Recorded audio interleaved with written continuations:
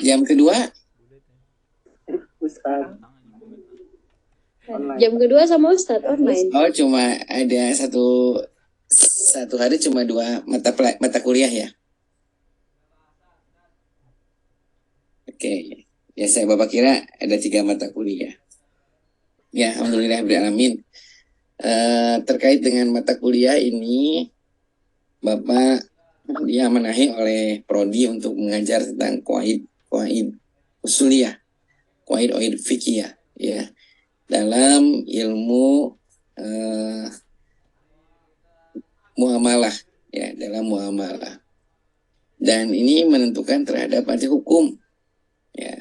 Jadi hukum dalam bermuamalah. Ketika kita tidak memiliki dalil ya, maka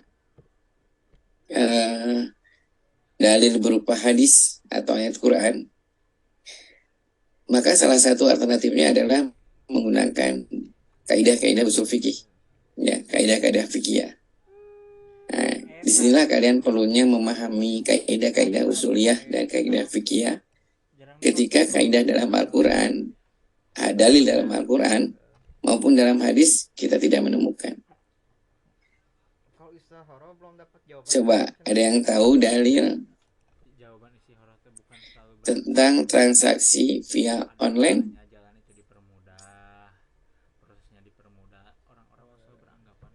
Ini muamalah nih. Gimana hukum OVO atau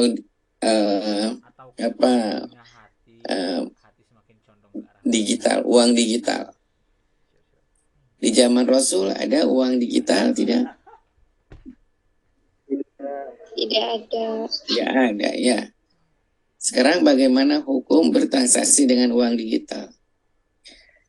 Karena hampir semua ya sekarang ini uangnya digital. Dari mulai kalau kalian suka naik bis ya, bis kota ya, sekarang sudah tidak lagi transaksi dengan uang konvensional. Demikian juga ketika kalian bayar uang kuliah kan, ditransfer dengan uang digital. Jadi wujudnya nggak kelihatan. Sekarang kalau uang digital itu secara hukum syariat bagaimana hukumnya? Adakah zaman Rasul transaksi via digital? Itu ya. Bagaimana dalilnya? Kemudian tentang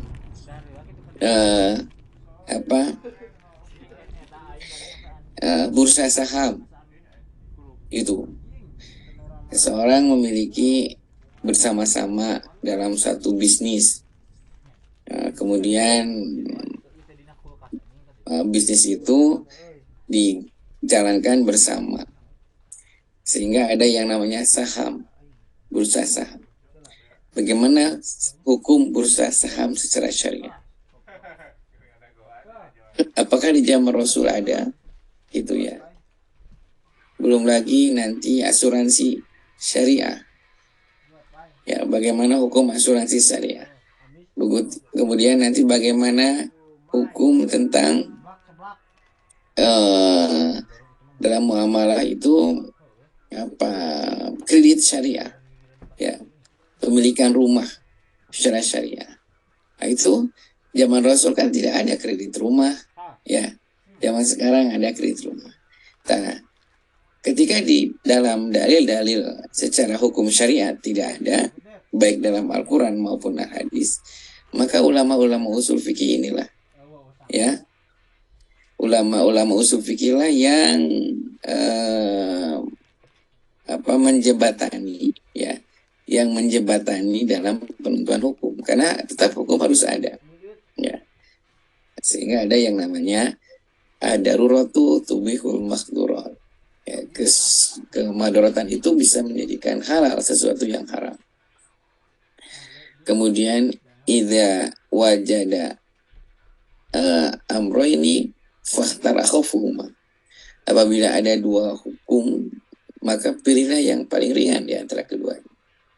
Ya, idza dzaqat itasa'at. Banyak sekali kaidah-kaidah usul fikih yang menginisiasi dalam penetapan hukum, gitu ya. Oke, sebelum Bapak mau share ini dulu bahan dulu ya. Bahan rencana perkuliahan kita. Bahan rencana perkuliahan kita ini. Udah kelihatan? Ada ya? Oke. Alhamdulillah sudah ada. Ini rencana perkuliahan kita ya. Jadi kalian penting sekali nih, memahami materi kuliah Qawaid Fiqhiyah Muamalah. Ya, muamalah ini penting sekali karena terkaitan dengan hukum syariat. Ya. Pertama, ini yang atas tema kalian cukup baca ya, karena nggak jauh berbeda. Deskripsi singkat nih mata kuliah. Deskripsi singkat mata kuliah. Oke. Silakan sama Pak Hari dibacakan deskripsi singkat mata kuliahnya, Pak. Baik, Ustaz. Nah, mata kuliah ini bertujuan memberikan pemahaman kepada mahasiswa tentang kaidah-kaidah fikih, baik kaidah yang bersifat dasar, umum, ataupun khusus.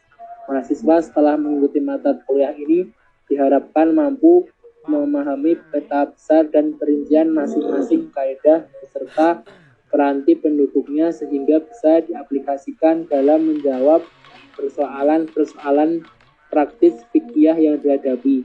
Secara lebih khusus, mata kuliah ini diformulasikan untuk memberikan bekal dalam konteks ekonomi syariah dan perbankan syariah sesuai dengan kompetensi prodi. Ya. Terima kasih. Hari ini mata kuliah ini memang berisikan kaidah-kaidah fikih. Sebelumnya ada yang pernah belajar tentang kaidah-kaidah usul fikih belum? Karena ada mata kuliah usul fikih ini. Ya, jadi mata kuliah usul fikih itu nanti ada namanya kaidah-kaidah fikih ya. Kaidah-kaidah fikih yang nanti yang nanti berhubungan dengan hukum. Ya. Itu deskripsinya. Sekarang materinya, ya ini pembelajarannya nih, di bawahnya ada. Di bawahnya ada nih. Oke. Yang pertama, kaidah konsep dasar Qawaid Fiqhiyah dan ruang lingkupnya. Jadi yang pertama kali mendefinisikan ilmu tentang kaidah fikih dan usul fikih itu adalah, ada yang tahu siapa? Imam Asy-Syafi'i. Jadi Imam Asy-Syafi'i yang pertama kali menginisiasi tentang usul fikih, di antaranya kaidah-kaidah fikih ini. Bahkan Imam Asy-Syafi'i menegaskan bahwa setiap umat manusia itu dalam sehari semalam dia pasti melakukan kaidah hukum 5 kaidah hukum. 1, kalau tidak yang wajib maka dia akan melakukan yang sunnah. Kalau tidak melakukan sunnah dia bisa melakukan yang haram atau yang makruh atau yang mubah. Itu Imam Asy-Syafi'i yang menjelaskan. Karena Imam Syafi'i yang menggagas tentang kaidah-kaidah usul fikih ini dan fikih ini. Ya.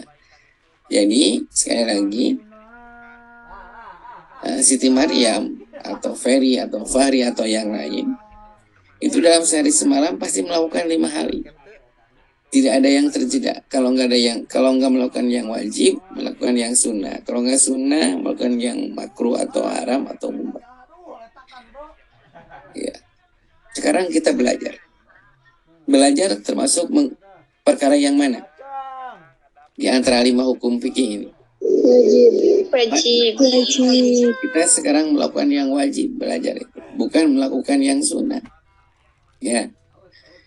Kemudian seseorang yang sedang sholat, bisa sholat fardu atau sholat sunnah, berarti sedang melakukan yang wajib atau yang sunnah. Wajib. Jadi ulangi lagi, seseorang itu dalam sehari semalam bisa melakukan hal yang ini, ya. Kalau nggak yang wajib, yang sunnah, yang makruh, yang haram atau yang mubah. Seseorang sedang saum sunat, ya sekarang Senin misalnya, berarti sedang melakukan apa? Sunnah. Kemudian sedang belajar lagi, berarti sedang melakukan wajib gitu ya. Belajar mata kuliah ini, kemudian sedang saum, berarti dia dapat pahala wajib belajar, dapat pahala sunnah, gitu. Jadi 2 pahala dia dapat. Ya, seseorang yang sedang mencuri, ya mau nauzubillah, berarti dia sedang melakukan yang haram. Seseorang yang sedang misalnya gibah, berarti dia sedang melakukan yang haram ketika itu. Setiap orang 24 jam sehari semalam waktunya sama. Ada orang yang diberikan oleh Allah waktunya lebih dari 24 jam sehari semalam. Misalnya senja oleh Allah diberikan waktunya jadi 25 misalnya sehari semalam. Tidak, ya. Semuanya sama. Mau presiden, mau menteri, mau ulama, mau penjahat, semuanya sama. Sehari semalam 24 jam. Menurut Imam Asy-Syafi'i, di antara 24 jam yang diberikan waktu itu, maka pasti melakukan hal yang 5 ini. Bisa wajib dengan sunat barang dilakukan seperti sekarang, sedang saum iya, sedang belajar iya. Bisa juga dilakukan yang wajib aja, bisa sholat 5 waktu, atau yang sunnah aja bisa saum. Ya. Jadi tidak ada yang steril manusia itu dari tidak lepas dari 5 hal. Ya, Allah Maha Adil, semuanya sama, diberikan waktu yang sama. Coba Bapak mau nanya, kalau tidur, tahu tidur kah? Tahu Ustaz. Tidur dimasuk kepada yang mana? Di antara 5 hukum.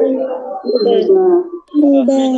Tergantung. Mubah, wajib, makruh, haram. Tidur masuk yang mana? Mubah. Hah? Mubah atau wajib? Mubah. Tidur ya. Tidur itu mubah, ya.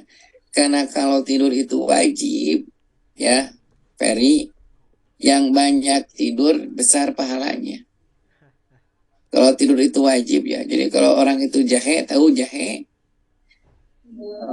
Ya, tukang tidur, ya, cara kata Sunda mah, ya. Maka orang yang sering tidur itu lebih besar pahalanya. Kalau tidur itu wajib, ya. Nah, tidur juga dimasukkan di dalam kata yang mubah. Artinya mubah itu nanti tergantung niat. Bisa ada pahala, bisa dosa. Jadi mubah mah opsinya bisa berpahala, bisa tidak. Ya, bisa jadi dosa, mubah. Kalau wajib dapat apa? Pahala, ya. Ma yusabu ala fi'lihi wa yu'aqabu ala tarkihi.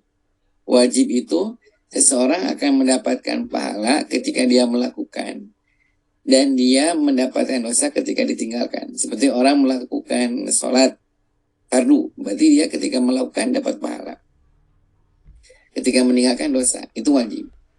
Kalau sunnah, ma yusabu ala fi'lihi wa la yu'aqabu ala tarkihi. Sunnah itu melakukan dapat pahala, tapi tidak melakukan tidak jadi dosa, kayak saum sunnah sekarang. Ya. Kalau haram itu mayusabu ala tarkihi, diberikan pahala ketika meninggalkan. Wa yu'aqabu ala fi'lihi, dan diberikan hukuman dosa apabila melakukan. Sedangkan makruh mayusabu ala tarkihi, diberikan pahala meninggalkannya. wala yu'aqabu ala fi'lihi, tapi tidak diberikan hukuman kalau melakukan. Nah, kalau mubah mah ma yusabu, mubah mah ma la yusabu ala fi'lihi wala yu'aqabu ala fi'lihi. Mubah mah mau melakukan atau tidak melakukan itu tergantung opsi niat. Ya. Kalau seorang tidur siang misalnya, tidur qailula, kemudian dia berpikir karena nanti malam dia akan mencuri, tidurnya berpahala atau dosa? Dosa. Dosa, karena tidurnya niatnya untuk mencuri. Beda kalau seorang tidur siang, saya tidur siang karena saya ingin sholat malam, berarti tidurnya itu menjadi pahala karena sholat malam. Gitu ya. Kemudian makan. Makan termasuk yang mana? Yang wajib, yang haram, yang makruh, yang mubah, atau yang sunnah? Mubah. Mubah. Mubah.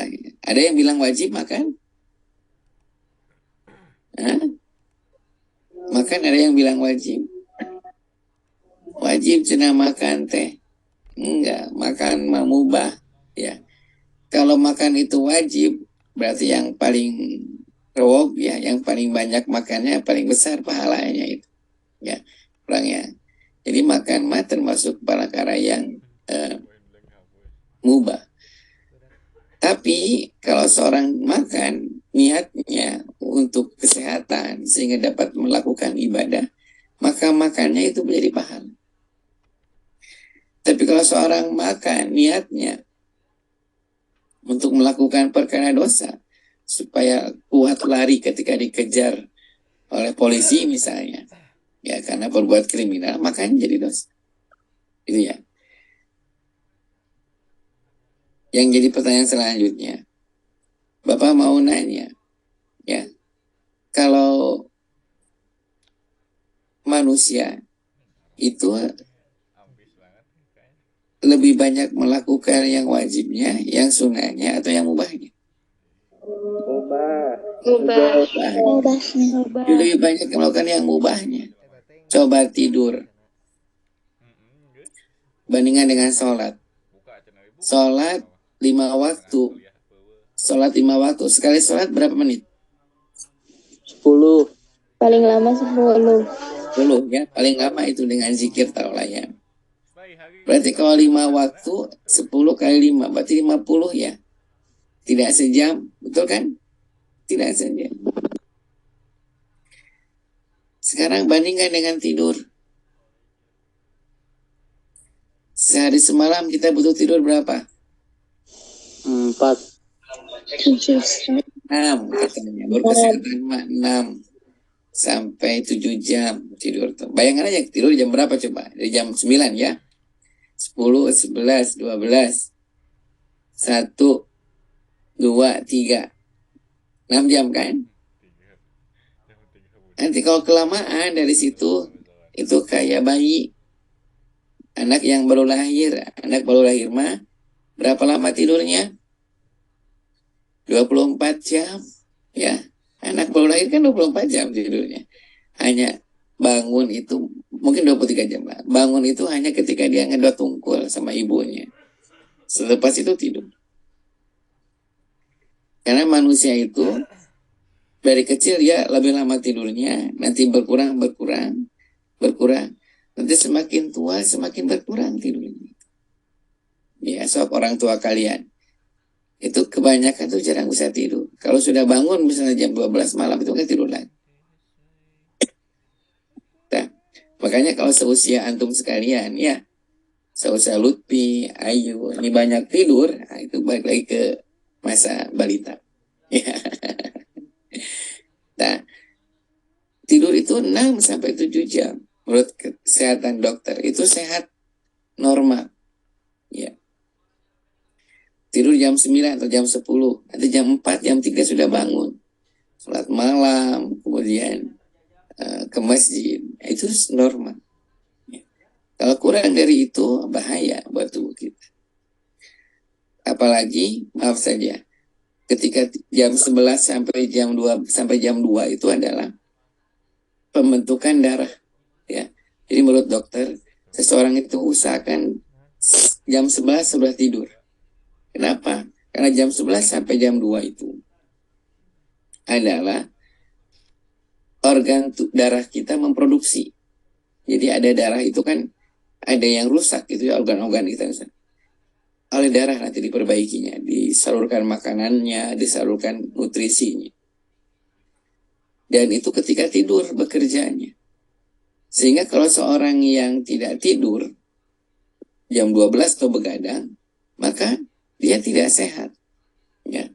Wajar kalau kata Rhoma Irama ada lagunya. Ada yang tahu lagunya? Begadang jangan begadang gitu ya. Rhoma Irama itu sesuai dengan medis itu. Karena seorang kalau misalnya seorang kalau lewat dari jam 11, jam 12 nggak tidur, itu dia kurang waktu dalam memperbaiki organ-organ tubuh kita, ya.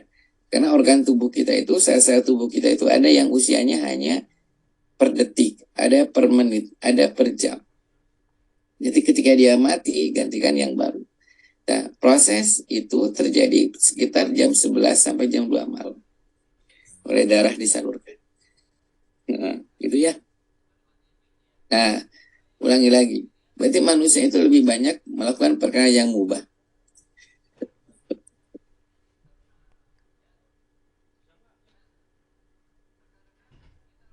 Nah, banyak melakukan perkara yang mubah daripada perkara yang wajib. Gitu, ya. Oleh karena itu, maka perkara-perkara itu harus memiliki pahala. Perkara mubah itu harus memiliki pahala.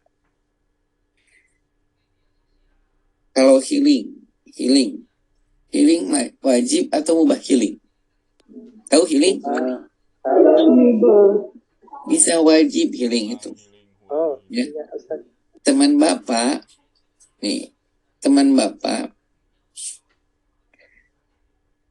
kalau enggak healing ya, apa healing itu? Jalan-jalan gitu ya. Jalan-jalan. Kalau teman Bapak, kalau enggak healing, 3 bulan enggak healing, itu kerjaannya marah-marah terus. Marah-marah aja terus. Tapi ketika sama suaminya diajak jalan-jalan, sebentar aja, itu normal lagi. Ya, jadi ibu-ibu nih, calon ibu-ibu ya, Ayu, Fitri, sama yang lainnya. Ini harus mati. Kalau kami, sorry ya. Salah. Nah, maaf itu anak bapak mau ngaji ya, sering dulu mau iklan. Nah, healing itu bisa jadi wajib, gitu ya. Makanya ada orang yang stres karena jarang piknik. Piknik itu bisa menjadi menghilangkan stres. Nah, itu Imam Syafi'i mengawali kaidah usul ya, kaidah qawaid fikih itu seperti itu. Pentingnya qawaid fikih. Ya.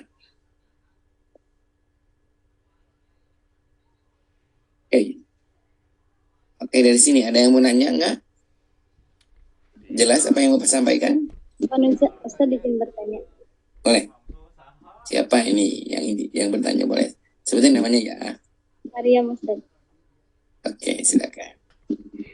Kan tadi terkait yang 5 hukum terhadap untuk setiap aktivitas manusia gitu ya. Kalau Maryam punya teman, beliau itu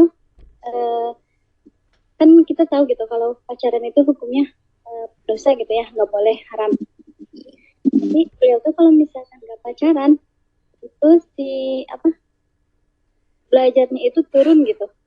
Itu ya jadi malas, jadi prestasi juga turun. Pokoknya terkait dengan pelajaran-pelajaran jadi down gitu kalau misalkan dia nggak pacaran. Tapi kalau misalkan ketika dia pacaran lagi gitu, nah jadi prestasi-prestasinya itu malah makin naik gitu. Itu gimana Ustaz?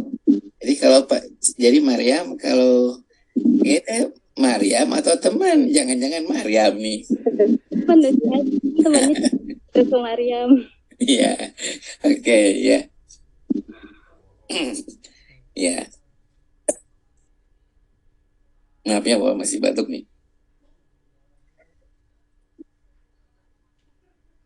Ya, Bapak baru tahu ada yang kayak gini kasusnya ya. Jadi kalau nggak pacaran, prestasinya teh nurun, nilai-nilai pelajarannya. Tapi kalau pacaran, naik nilainya. Ya, itu kayaknya kalau satu pacarnya.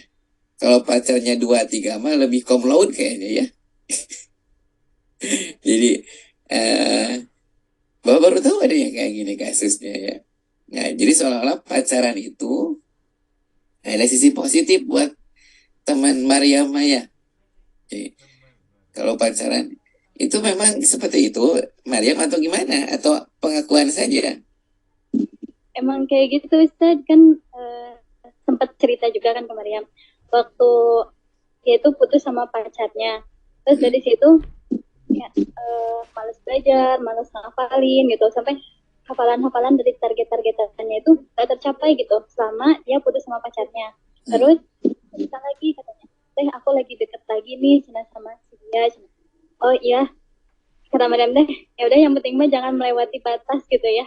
Jangan sampai berlebihan banget. Kalau misalnya aja cuma bersabar aja mah buat nambah semangat kehafalan, ya udahlah kata Mariam teh. Soalnya Mariam juga bingung gitu untuk ngadepin yang kayak gitu mah.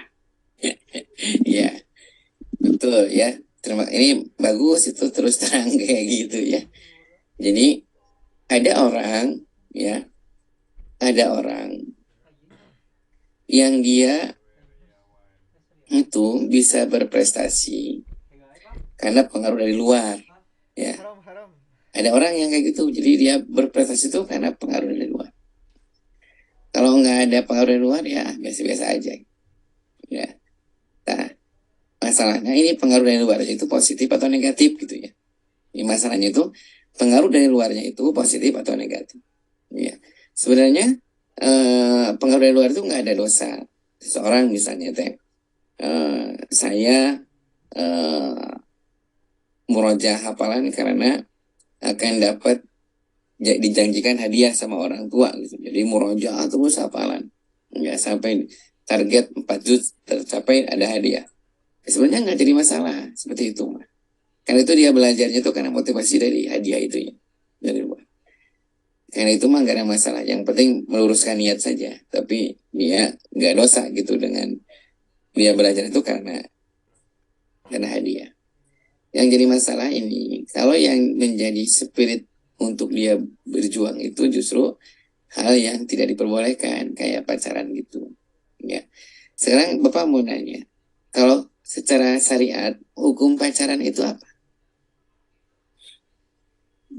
Bapak nanya ke laki-laki ya? Laki-laki, hukum pacaran itu apa? Haram. Hah? Haram atau halam? Haram Ustaz. Haram. Halal kalau udah nih. Halal kalau udah sah. Oh gitu ya. Berarti apa bedanya pacaran dengan hikmah?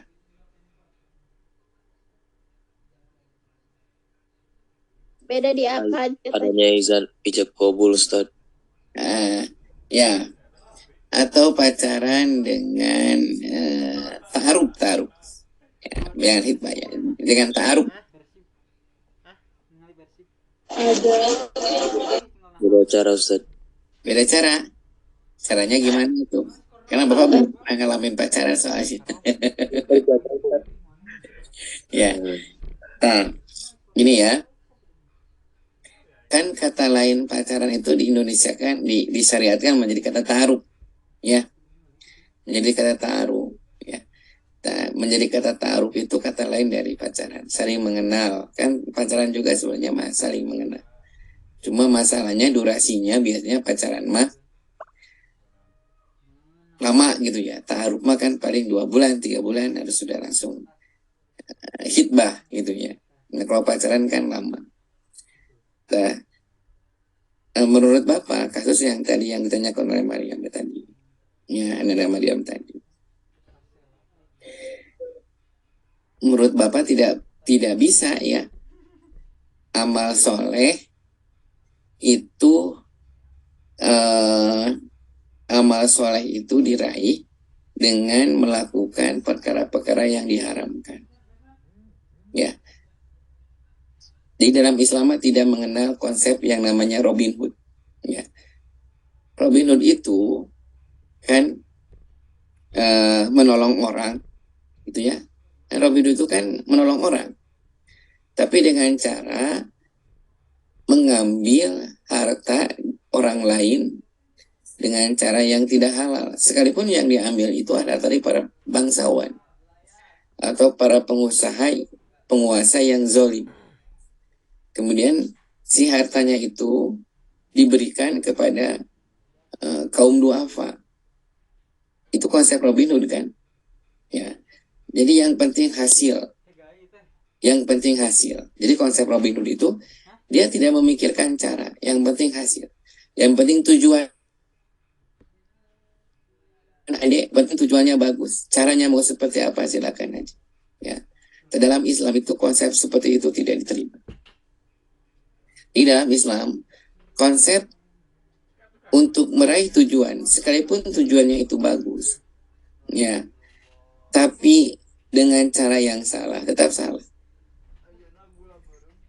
Seseorang membangun masjid,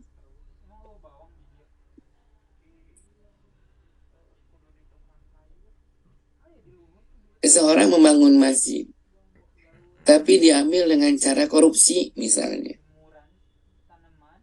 Uangnya didapat dengan cara korupsi. Maka ketika membangun masjid dengan cara korupsi, dia tetap dosa sekalipun masjidnya terwujud. Gitu. Ya. Sekalipun masjidnya terwujud, tetap saja dia berdosa. Akan mendapatkan hisab dari Allah Subhanahu. Ya. Jadi tadi Maryam nanya, seseorang Ustaz bagus dari pacaran itu justru semakin banyak belajar hafalan Quran, tapi dengan cara yang haram, maka tetap saja tercapai tujuan nama, tapi caranya dosa. Gitu ya. Tapi caranya dosa. Kenapa demikian? Hati-hati. Ya, hati-hati. Nanti kalau terbiasa seperti itu, itu berefek kurang baik bagi kita. Sehingga akhirnya orientasinya yang penting tujuan dicapai. Nah, Islam nggak seperti itu. Islam mencapai tujuan yang baik harus dengan cara yang baik. Ya. Mencapai target yang optimal dengan cara yang optimal. Jadi konsep Robin Hood sekalipun niatnya bagus, nolong orang, tapi dengan cara yang haram itu tidak boleh. Teman Maryam itu dia melakukan satu yang haram, satu yang halal gitu ya. Yang halalnya belajar, yang haramnya pacaran. Ya tetap nggak boleh. Ya Maryamnya. Di dalam Islam tidak mengenal konsep seperti konsep Robin Hood. Kalau oleh orang-orang sekuler memang demikian. Ya, orang sekuler yang penting tujuannya saja. Ya, caranya mau seperti apa, yang penting tujuannya bagus. Nah, Islam nggak seperti itu. Karena Islam proses oriented. Jadi beda dengan orang sekuler. Sekuler result oriented. Jadi hasil orientasinya hasil. Result itu. Ya. Tapi kalau Islam proses oriented. Jadi proses yang dinilainya. Jadi proses yang dinilainya bukan hasilnya. Seorang belajar tidak apa aja gitu ya. Acak kul ya alul kafirun teh pabelit wae. Kul ya ayyuhal kafirun abul. Balik lagi la abudu mata burun wala antum abiduna mabud wala ana abidun. Terus bolak-balik. Ya, dia tidak sampai bisa apa. Tapi tetap Allah berikan pahala dari perjuangan. Itu ya Maryam ya. Itu jadi Islam tidak mengenal konsep Robin Hood. Ya, tolong ingatkan kepada temannya. Ya, hati-hati. Karena kalau seandainya nanti diperbolehkan, ya, khawatirnya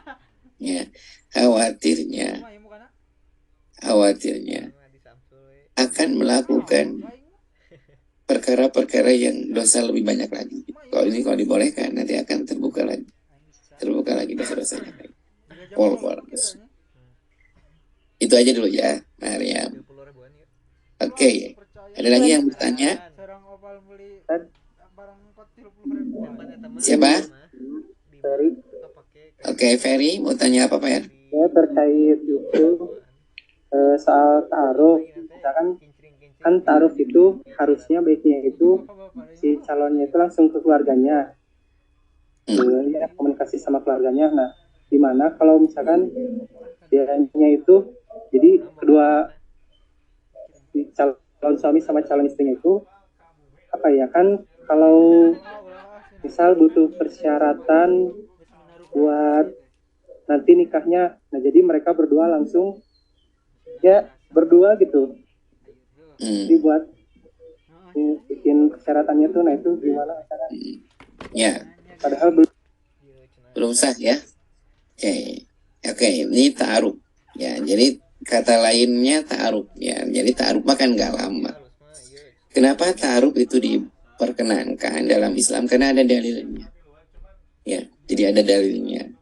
Itu ketika salah seorang sahabat mau menikah, itu Rasul memerintah, ya, lakiyaha, temui dia, wangzur, dan lihatlah, ya, sehingga kalau kalian cocok lanjutkan, kalau tidak. Jadi ada batasnya. Jadi bertemui, kemudian lihat, dan harus dengan mahramnya ya, tidak boleh tidak dengan mahramnya, tetap harus dengan mahramnya. Kalau sudah cocok sesuai baru nikah. Ta'aruf itu ada batas-batasnya, ya, ada batas-batasnya. Tidak boleh ta'aruf melanggar dari ketentuan syariat, ya. Bahkan maaf saja, ya, pacaran setelah menikah itu jauh lebih menyenangkan daripada pacaran sebelum nikah. Itu yang Bapak pernah rasakan, gitu ya. Kalau Bapak belum pernah pacaran ya, tapi belum pacaran. Jadi kalau pacaran setelah menikah itu akan jauh lebih menyenangkan daripada sebelum menikah. Kenapa demikian? Karena kalau sebelum menikah itu setannya ikut berperan. Ya, iblis itu ikut berperan itu. Tapi setelah menikah itu menjadi pahala. Ya, jadi mempahala.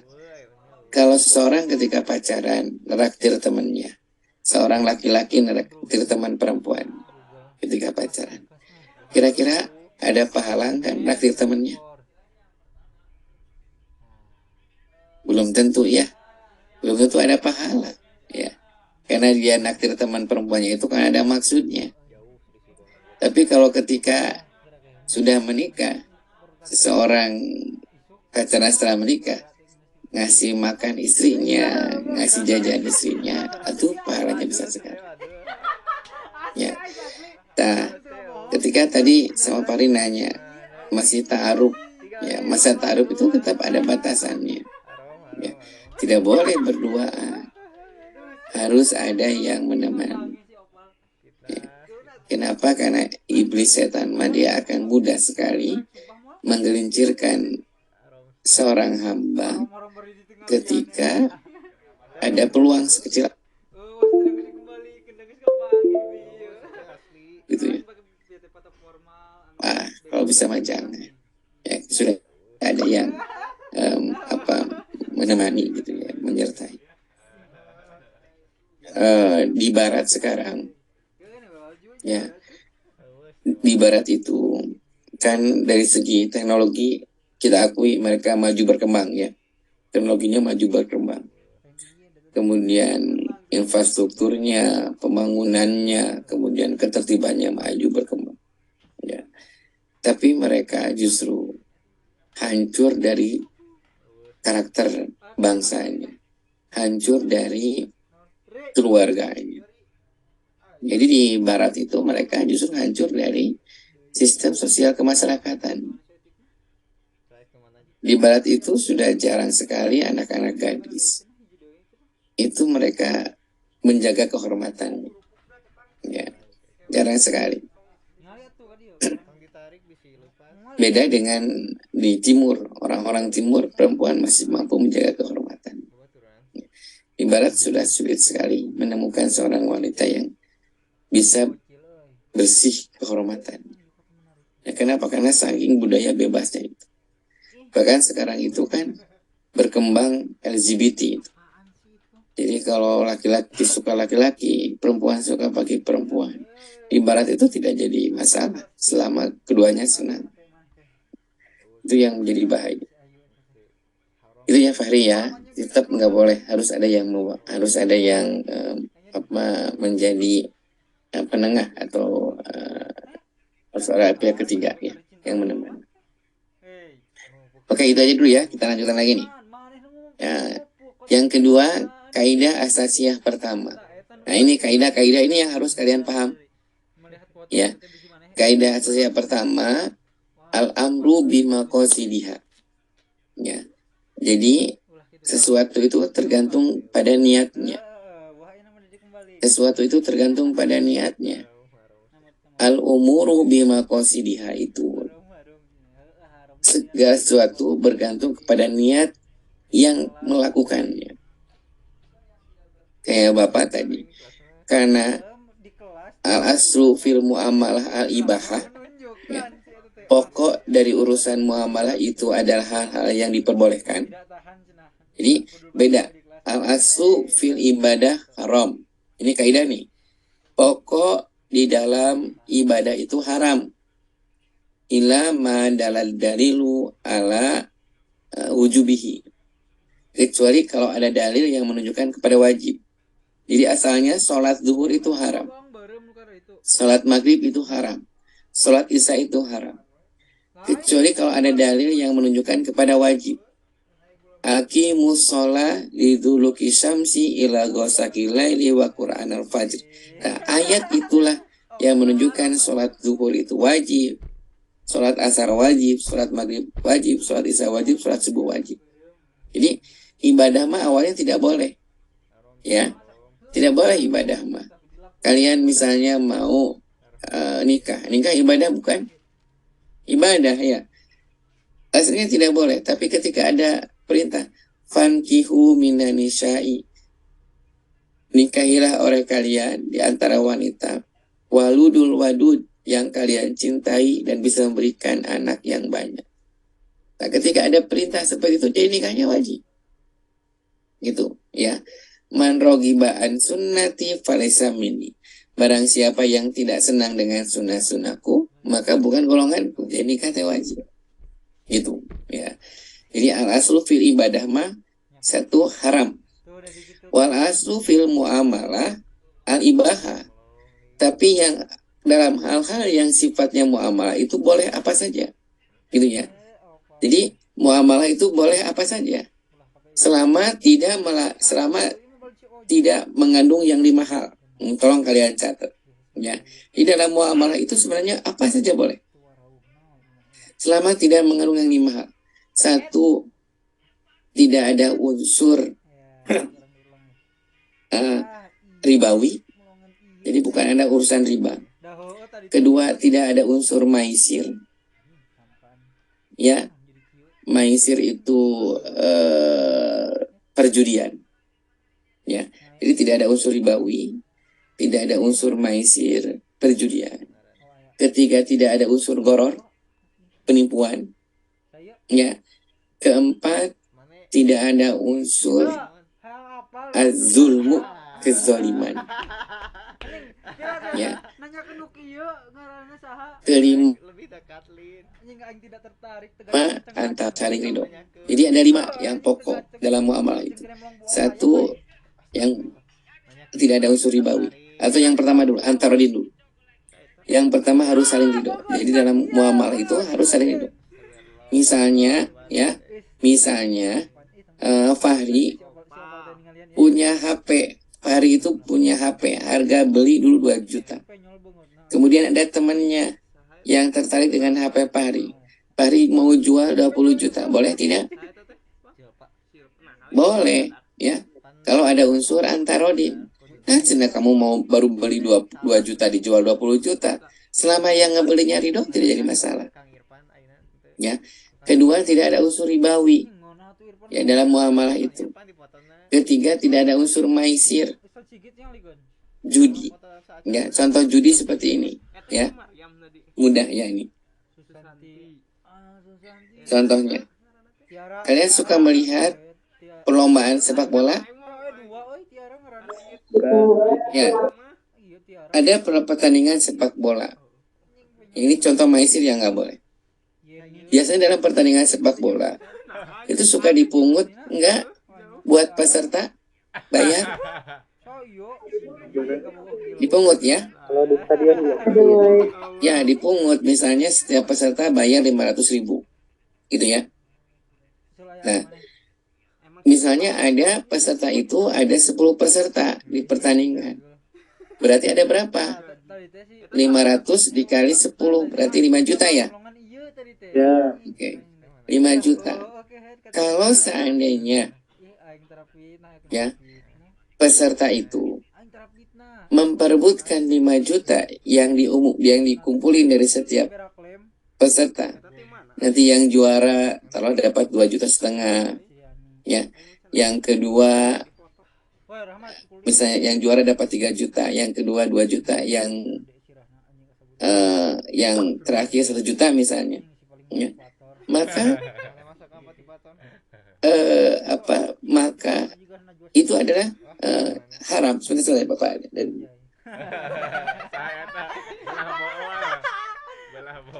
belah bool nying tuh euy eta teh oh ini pakai kacamata di foto Nurul kekasih Samsul ini beda di kacamata ini kaos jerona si oke boleh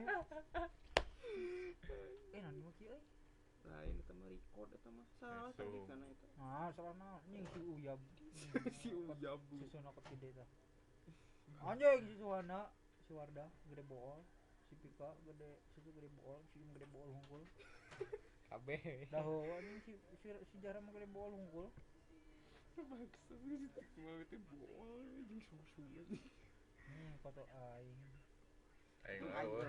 hari iya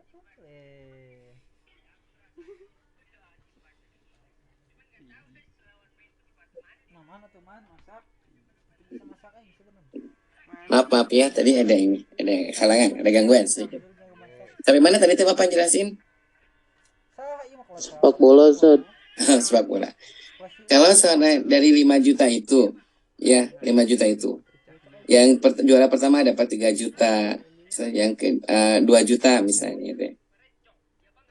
Atau yang kedua misalnya yang pertama taruhlah 3 juta. Misalnya yang pertama dapat 2,5 juta, yang kedua dapat 1 juta, ya, berarti 3,5 juta ya. Yang terakhir dapat sisanya, misalnya. Maka perlombaan itu termasuk maisir, haram. Ya. Kecuali kalau perlombaan itu, ya, jadi kalau seperti itu haram itu. Kecuali kalau uang yang 500.000 itu digunakan untuk biaya operasional, misalnya nyewa lapang, bayar wasit gitu ya. Ya. Kemudian hadiahnya diambil dari sponsor, ada sponsor itu yang ngasih hadiah, maka perlombaan itu jadi halal. Ini hati-hati nih, banyak di antara kita seperti itu. Ada perlombaan dari semua peserta bayar, kemudian lomba yang menang diambil dari hadiah dari udunan itu. Itu maisir, judi itu namanya. Jadi pengjudian. Ya. Beda kalau seandainya perlombaan itu dilakukan meraih hadiah, hadiahnya dari yang lain, dari sponsor, dari pihak luar. Ya. Uang dari pendaftaran itu digunakan untuk operasional. Nah, itu mah nggak judi. Ya, jadi satu itu ya. Jadi harus saling ridho, kemudian tidak ada unsur ribawi, tidak ada maisir, dan tidak ada goror. Tidak ada goror tuh tidak ada penipuan. Ya, Seperti kalau kalian misalnya beli beras, disimpan di atas yang kering, yang basah di bawah, itu goror, nggak boleh. Ya. Yang kelima, tidak ada kezaliman. Ya, jadi tidak boleh ada kezaliman. Ya, tidak boleh ada kezaliman. Nah, dalam muamalah itu seperti itu. Selama 5 hal ini nggak ada, ya apa saja boleh. Ya. Oke. Nah, al-umuru bimaqasidiha. Sehingga dalam muamalah itu urusan-urusan itu tergantung maksud dan niatnya. Bapak mau nanya, kalau transaksi digital ya, seperti maaf aja, seperti kasus misalnya sekarang seperti OVO gitu ya. Ada yang tahu sistem OVO nggak? OVO gitu ya. Itu kan OVO itu ngisi, kemudian dari ngisi itu digunakan untuk belanja. Gimana?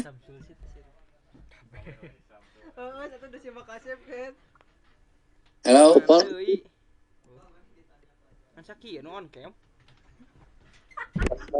Mute, Paul. Apa, Abdul?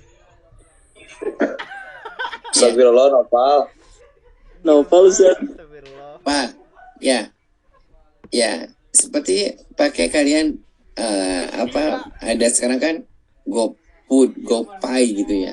Itu bagaimana hukumnya? Kalau GoFood, GoPay itu halal atau haram? Ya. Selama tidak ada unsur yang 5 itu. Maksudnya Ustaz, biar mudah. Sekarang kita kemana-mana tidak harus membawa uang cash, karena uang cash itu rawan percopetan, rawan perampokan, rawan manipulasi. Sehingga kita bayarnya via transfer.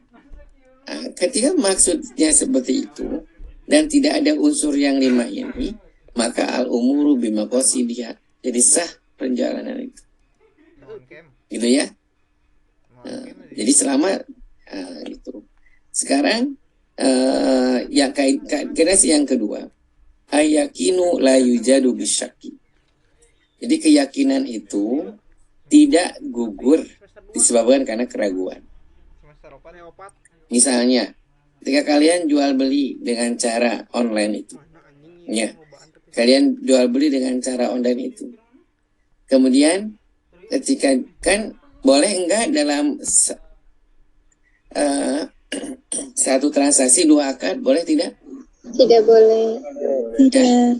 Ada yang bisa nyontohkan ke Bapak satu transaksi 2 akadnya gimana? Contohnya kayak tebus murah. Gimana? Tebus murah. Jelasin Bapak, jelasin. Gimana? Sok. Siapa yang mau jelasin? Senja, boleh Senja, jelasin.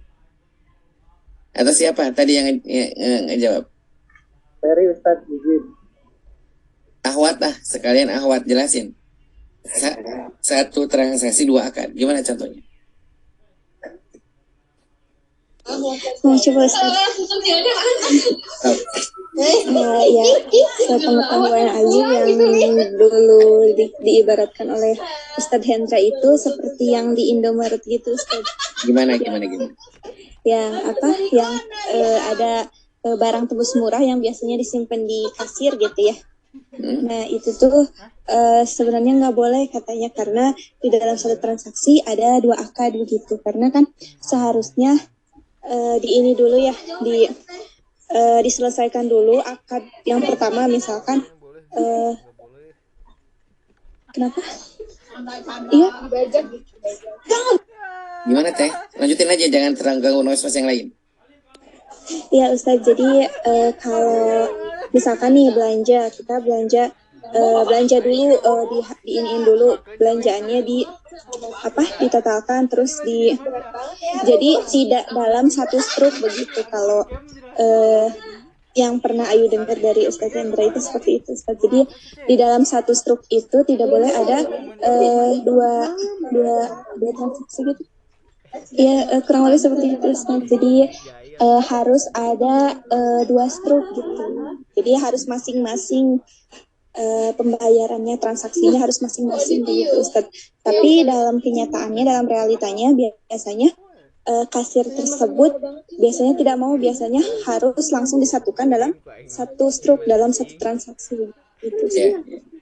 Ini bagus itu ya contoh. Contoh yang lain yang sering Bapak temukan gini nih, ya kayak orang tukar tambah kendaraan bermotor. Ya, seorang misalnya dia sudah punya kendaraan nih, motor. Misalnya Ayu punya kendaraan motor. Kemudian Ayu itu ya datang ke leasing atau jangan ke leasing ya, ke dealer. Saya mau jual motor saya diganti dengan motor yang baru. Itu. Ya. Itu kan yang pertama Ayu jual, yang kedua Ayu beli gitu kan? Paham tidak? Gitu. Makanya ketika seperti itu, Ayu nggak boleh langsung nerima. Pokoknya mah Ayu tinggal nambah 5 juta aja, dapat motor yang baru. Sedangkan Ayu tidak tahu motor Ayu yang lama itu dihargakan berapa. Gitu ya. Makanya itu yang jadi satu transaksi Ayu dengan dealer itu ya. Tapi 2 akad. Akad pertama Ayu jual motor Ayu, akad kedua Ayu beli motor yang baru gitu. Paham tidak?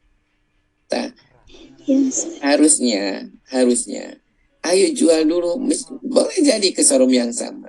Tapi harga motor saya berapa ini? Motor ibu dihargai 5 juta misalnya, atau motor ibu dihargai 10 juta. Motor yang baru ini harga 15 juta. Ya. Jadi ibu, motor ibu saya beli 5 juta. Ya. Ibu tinggal bayar kepada saya kurangnya sisanya. Motor itu harganya 15 juta. Motor Ayu itu dibeli 5 juta sama showroom. Berarti Ayu bayar tinggal berapa? 10 juta. Nah, harus ada kejelasan itu. Tidak boleh belum apa-apa. Sok ibu tinggal bayar 5 juta aja. Sedang Ayu sendiri tidak tahu harga motor Ayu itu berapa. Jadi sedikit sekali itu. Jadi sedikit sekali itunya apa? Tipis sekali bedanya. Jadi satu transaksi 2 akad itu seperti. Kalau keumuman kan orang nggak mau tahu, pokoknya mah ngasihkan motor lama saya, ganti motor baru, saya bayar sekian, gitu keumumannya. Ya, itu bisa jadi kena yang namanya satu transaksi bai'ani 2 akad. Bai'un wahidun ila akdaini, ya. Jadi satu transaksi dengan 2 akad. Dan sehingga Islam menyiasati harus jelas. Bayar dulu misalnya motor saya, baru sisanya saya. Sekalipun pada showroom yang sama. Nah, nanti ketika ragu, saya itu satu transaksi, saya itu halal atau tidak nih? Saya beli ke showroom yang sama, saya jual motor saya, gitu ya. Apakah haram enggak satu sekali transaksi 2 akad? Maka harus yakin Ayu itu. Al-yakinu la yujadu bisyaki. Tidak, saya yakin. Kenapa? Karena saya mah jual dulu motor saya. Harga motor saya dihargai 5 juta sama si showroom itu.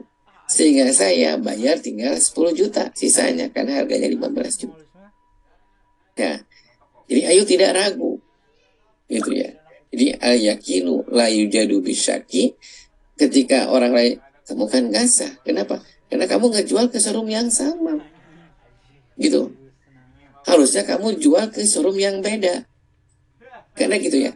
Ke showroom yang ini Ayu jual, ke showroom yang lain Ayu beli misalnya. Harusnya enggak. Karena saya yakin sekalipun ke showroom yang sama, tapi transaksinya beda. Ya. Yang pertama saya jual dulu sekian juta. Yang kedua saya beli motor dia. Sehingga saya tinggal bayar kurangnya. Gitu ya. Seperti ini, yuk.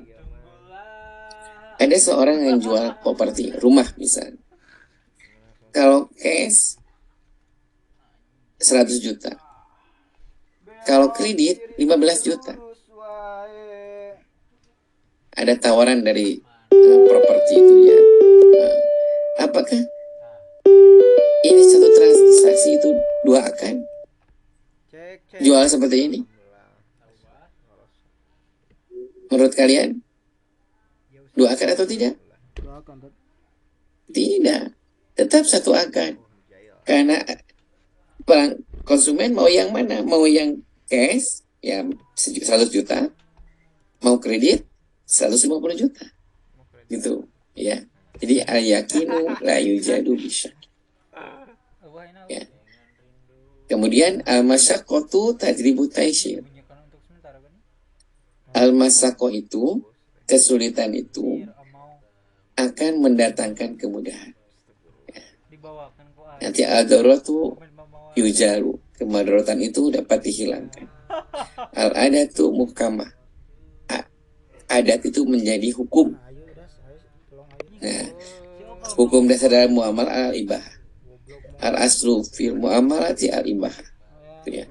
Jadi nanti banyak sekali ya kasus-kasus yang harus kalian ketahui terkait dengan mata kuliah qawaid fikih ini.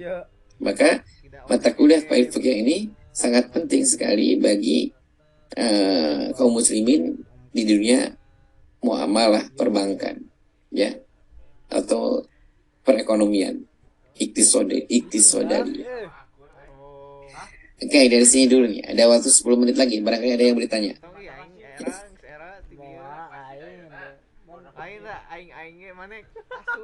Silakan. Jelas nggak penjelasan Bapak? Jelas Ustaz. Jelas Ustaz. Ya, mudah-mudahan jelas ya. Jadi Bapak sekalipun masih batuk-batuk, mohon maaf nih. Jadi Bapak usahakan bisa sebaik mungkin ngejelasin ya. Jadi nanti banyak kasus-kasus yang kalian harus tahu ya. Bapak senang mengajar mata kuliah ini karena tergantung, karena nanti dengan kasus hukum nanti. Ya. Banyak kasus-kasus yang kalian harus tahu. Ada yang bertanya nggak? Izin bertanya Ustaz. Oke, siapa yang mau bertanya? Nanti Bapak tulis dulu. Aduh, tadi itu yang bertanya pertama teh siapa ya?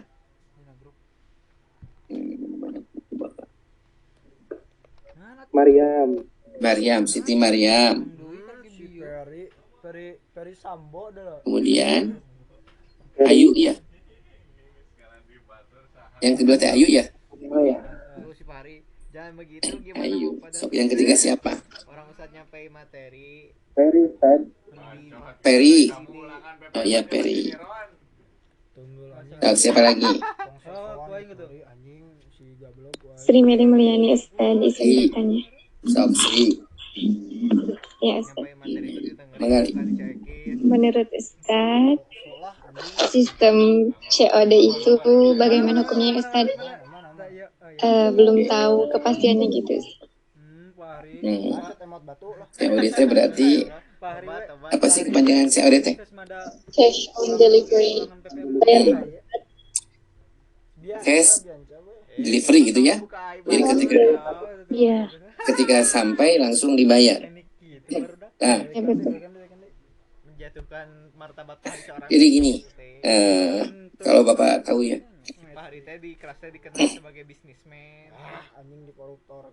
kan misalnya seseorang menawarkan produk di media sosial. Di media sosial tuh seorang produk komersial tawarin, kemudian ada satu konsumen ya, satu konsumen. Ketika si konsumennya itu cocok dengan barang itu ya, cocok dengan barang itu, kemudian pesan.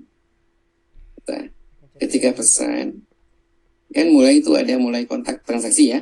Nah, pesan, model bayarannya transfer atau COD-an gitu kan ya. Nah, selama ketika COD-an itu ya tidak mengandung yang 5 hal tadi, selama yang 5 tadi, satu antarodin, kedua tidak unsur ribawi, tidak ada unsur maisir, tidak ada unsur goror, dan yang ketiga tidak ada kezaliman, maka cewadian itu secara hukum syariat sah. Nanti Sri lihat nanti. Kalau seandainya ada kelima hal ini dari cewadian ini, maka bisa jadi halal. Dan cewadian itu, ketika cewadian itu karena ada misalnya unsur kezaliman. Kezaliman itu nggak dibayar. Padahal, maaf saja, padahal si produsen sudah bayar untuk yang delivery-nya. Ya. Tapi ketika sampai nggak dibayar, maka ini ada kezaliman, bisa jadi dosa itu. Artinya bisa jadi dosa itu, seodean itu. Nah, makanya kalau seandainya COD-an itu bisa meminimalisir dari hal yang dibayar, maka COD-an itu adalah gitu menurut Bapak. Ya. Yang jelas kita yang 5 ini yang harus dipatokkan. Harus saling ridho, tidak ada unsur ribawi, tidak ada unsur maisir. Maisir itu perjudian ya. Tidak ada unsur goror, penipuan, dan tidak ada kezaliman terhadap bisnis itu. Itu yang Bapak ketahui. Gimana, paham tidak? Insya Allah, jazakallah khairan. Jadi yang penting 5 hal itu ya. 5 hal itu. Oke, ada lagi nggak?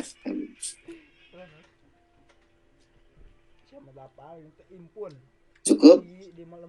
Kalau cukup, mudah-mudahan nanti setelah saum kita bisa ketemu ya, Bapak agak sehat, bisa kuliah. Dan Bapak mohon nanti daftar hadirnya ada berapa, karena Bapak belum ada daftar mahasiswa di Bapak. Belum Bapak dapat rekap nama mahasiswa. Tolong nanti sama Kusmanya ditulis daftar yang hadir sekarang. Yang Bapak dapat catatannya yang nanya. Itu aja barangkali pertemuan kita hari ini. 2 hari ke depan kita akan bertemu dengan saum Ramadan. Marhaban ya Ramadan. Bapak berdoa semoga antum sekalian bisa memaksimalkan ibadah di bulan Ramadan.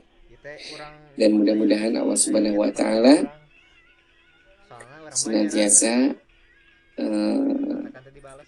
memberkahi kita dan memberikan kepada kita kesehatan dan keafiatan di dalam menjalankan ibadah di bulan Ramadan. Itu aja ya. Terima kasih. Ya, Bapak silakan ke Ferry lagi untuk menutup.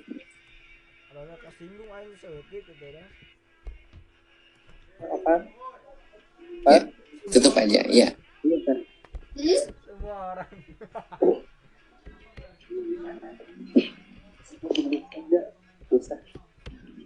Ya, silakan. Baik, alhamdulillah perkuliahan pada sore hari ini telah selesai. Mudah-mudahan apa yang telah Ustaz sampaikan dapat terpahami dengan baik dan juga dapat kita amalkan bersama-sama.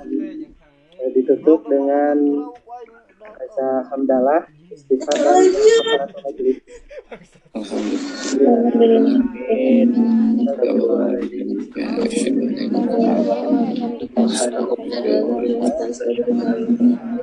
Terima kasih.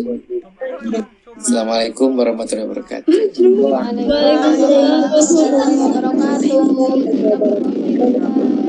Bahan-bahan kuliahnya ya, yang amin, yang PDF Bapak share nanti buku-bukunya supaya kalian juga ada yang PDF gitu ya. Terima kasih ya. Assalamualaikum.